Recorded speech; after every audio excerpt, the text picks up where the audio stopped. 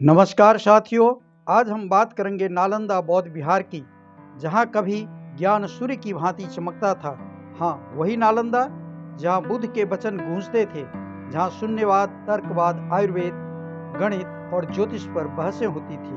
पर क्या सचमुच उस ज्ञान धाम को विदेशी आक्रांताओं ने जलाया था, या उस ज्ञान विहार के पतन के लिए हम खुद जिम्मेवार थे?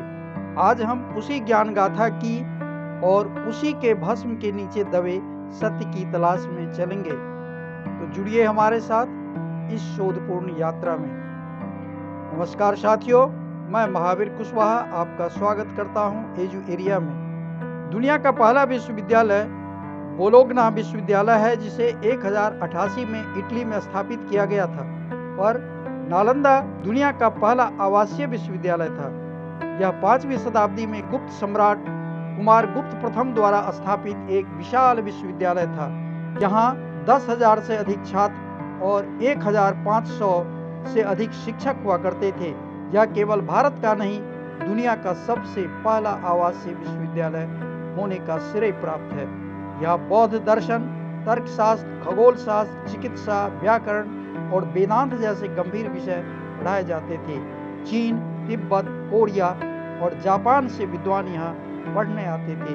प्रसिद्ध चीनी यात्री फाहियान और हुएनसांग ने इसकी महिमा का गुणगान किया है। नालंदा केवल ईंटों का भवन नहीं था, यहाँ विशाल पुस्तकालय था, 3 खंडों में बटा हुआ।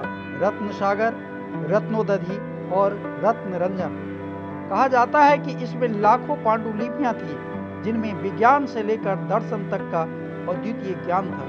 इन ग्रंथों को तार पत्रों पर लिखा गया था और एक विशेष तेल से सुरक्षित किया गया था।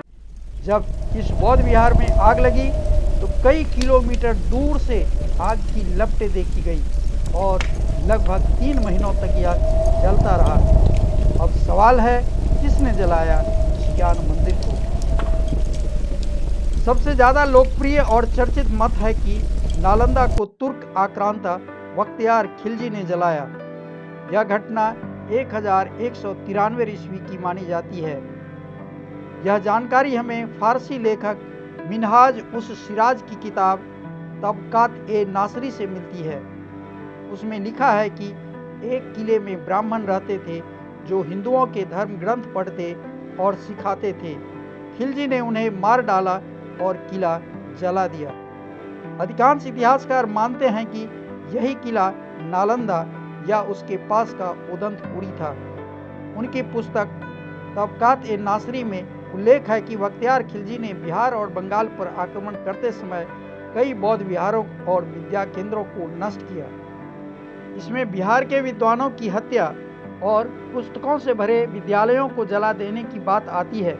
इसे नालंदा से जोड़कर देखा गया, पर महत्वपूर्ण बात यह है कि मिनहाज उस सिराज अपनी पुस्तक में नालंदा शब्द का जिक्र नहीं करता है। प्रसिद्ध चीनी यात्री हुएनसांग और तिब्बती विद्वान धर्मस्वामिन ने भी नालंदा का वर्णन किया है। धर्मस्वामिन के अनुसार जब वह 1235 ईस्वी में नालंदा पहुंचा तो नालंदा खंडहर में तब्दील हो गया था। कुछ भिक्षुक बचे थे, लेकिन पूरा तंत्र उजड़ चुका था। ब्रिटिश इतिहासकार विंसेंट स्मिथ और आर.सी. मजुमदार ने भी खिलजी को ही जिम्मेवार ठहराया है, पर प्रसिद्ध विद्वान रोमिला थापर और डी.एन. झा जैसे इतिहासकार का कहना है कि नालंदा की क्षति कई चरणों में हुई। कभी राजनीतिक अशांति, कभी धर्म आधारित संघर्ष और कभी आर्थिक पतन से। हुएनसांग के समय भी नालंदा पर हमला हो चुका था। कुछ इतिहासकारों का मत है कि हूण आक्रमणों, विशेषकर मिहिर कुल जैसे आक्रांताओं के काल में उत्तर भारत में अनेक बौद्ध संस्थान नष्ट हुए थे।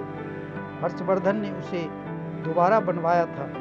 इससे सिद्ध होता है कि नालंदा को कई बार पुनः स्थापित किया गया, कई बार क्षतिग्रस्त किया गया। एक अन्य मत यह भी है कि धर्म में बदलाव और राजाश्रय की कमी के कारण बौद्ध संस्थान धीरे धीरे उपेक्षित होने लगे थे। अब सवाल उठता है कि अगर खिलजी ने नालंदा को जलाया तो क्यों जलाया? क्या उसे बौद्ध धर्म से नफरत थी? क्या वह केवल एक लुटेरा था, या वह अपने धार्मिक कट्टरपन का प्रदर्शन कर रहा था? इरफान हबीब जैसे इतिहासकार इसे धार्मिक युद्ध नहीं बल्कि लूट और सत्ता की लड़ाई कहते हैं। जब कोई संस्कृति कमजोर पड़ती है तो बाहरी आक्रमण उसे पूरी तरह मिटा देता है। शायद यही नालंदा के साथ हुआ होगा। एक अन्य प्रसिद्ध तिब्बती इतिहासकार तारानाथ ने लिखा कि कुछ ब्राह्मणों ने बौद्ध धर्म के प्रति घृणा रखते हुए आक्रमणकारियों की सहायता की, जिससे विहारों को नष्ट करना संभव हुआ। यद्यपि तारानाथ का काल नालंदा के विनाश के कई शताब्दियों के बाद का है, परंतु यह विवरण तिब्बती बौद्ध परंपरा में मौखिक रूप से जीवित था। कुछ उदाहरण मिलते हैं जहां बौद्ध विहारों को हिंदू मंदिरों में परिवर्तित किया गया। उदाहरण के लिए नागार्जुन कोंडा इसका सबसे उत्तम उदाहरण है। इससे यह तर्क उठता है कि सत्ताधारियों या ब्राह्मणों द्वारा बौद्ध धर्म को हाशिए पर धकेला गया। एक नालंदा की आग केवल भवन को नहीं जलाई थी, वह एक पूरी सभ्यता को खाक कर गई। वह ज्ञान जो युगों तक मानवता का दीपक था, वह राख बन गया। हमारे इतिहास की किताबें इस त्रासदी पर चुप क्यों है? हमें यह जानने की जरूरत है कि केवल खिलजी दोषी नहीं, हमारा सामूहिक उपेक्षा भी जिम्मेवार थी। नालंदा के जलने से पहले उसके पतन की नींव हमारे ही भीतर रखी गई थी। जब ज्ञान का सम्मान बंद हो गया, धर्म को हथियार बना लिया गया और सत्ता ज्ञान पर भारी पड़ गई, तो ऐसे कारनामे होते हैं। तो साथियों, यह थी नालंदा के जलने की पूरी कहानी, एक ऐतिहासिक घटना जिसके सच के कई रंग हैं। क्या आपको लगता है कि सिर्फ बख्तियार खिलजी दोषी था या हमारी ही कमजोरी से इस आग को हवा दी गई? आपकी राय में दोषी कौन है? कृपया कमेंट में जरूर लिखिए। वीडियो अच्छा लगा हो तो लाइक, सब्सक्राइब और शेयर जरूर करें। मैं महावीर कुशवाहा मिलूंगा एक और ऐतिहासिक सच के साथ। धन्यवाद।